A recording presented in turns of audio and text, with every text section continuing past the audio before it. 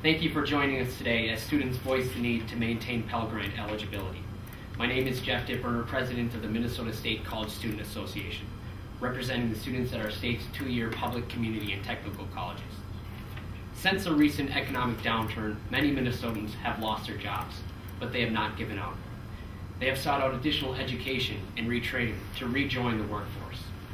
The Pell Grant has been there to support these dislocated workers and other low-income students.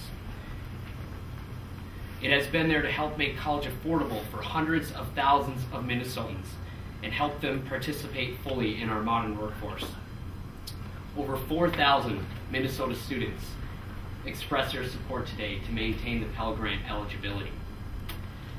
The growth of the Pell Grant program has placed it in the budget crosshairs in Washington, D.C. It's important to understand that the Pell program is not unsustainable. In fact, it's doing exactly what it's designed to do: meet the demand for higher education. If the economic slump was a natural disaster or tornado, the Pell Grant would be disaster relief. Eliminating thousands of Minnesotans from the Pell Grant program is yet another disastrous financial hardship for students already struggling with the increased costs of higher education.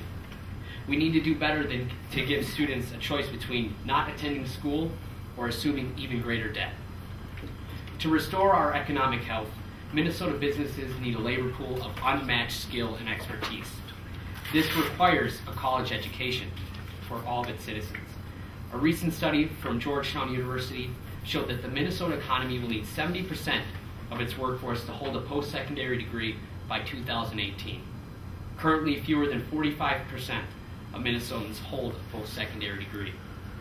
To remain economically competitive, we must ensure that higher education institutions are accessible and affordable for the Minnesota workforce.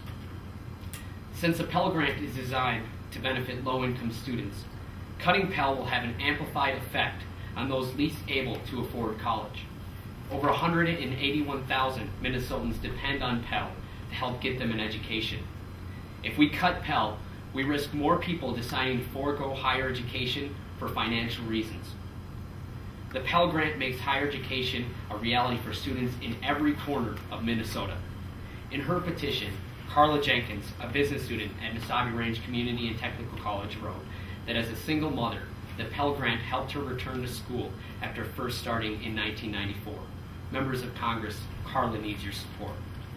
Brittany Bain, a nursing student at Minnesota State Community and Technical College in Fergus Falls, is a first-generation college student, one of 7 in a middle-class family. She wrote that the Pell Grant is the only thing that makes college a possibility for her and for her family that will follow. Members of Congress, Brittany and her family need your support. Mary Deneen, a human services student at Inver Hills Community College, has no financial assistance from her family.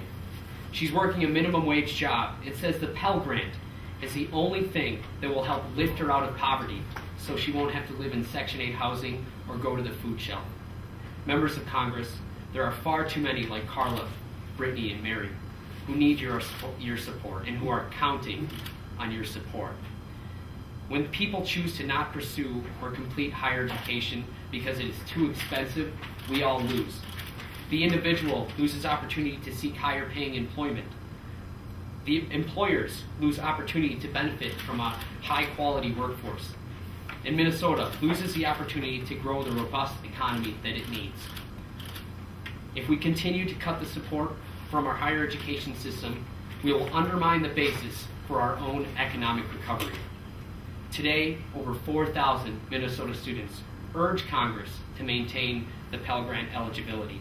We call on our members of Congress to protect this vital program from cuts that will prove detrimental to college access and future economic growth. Thank you.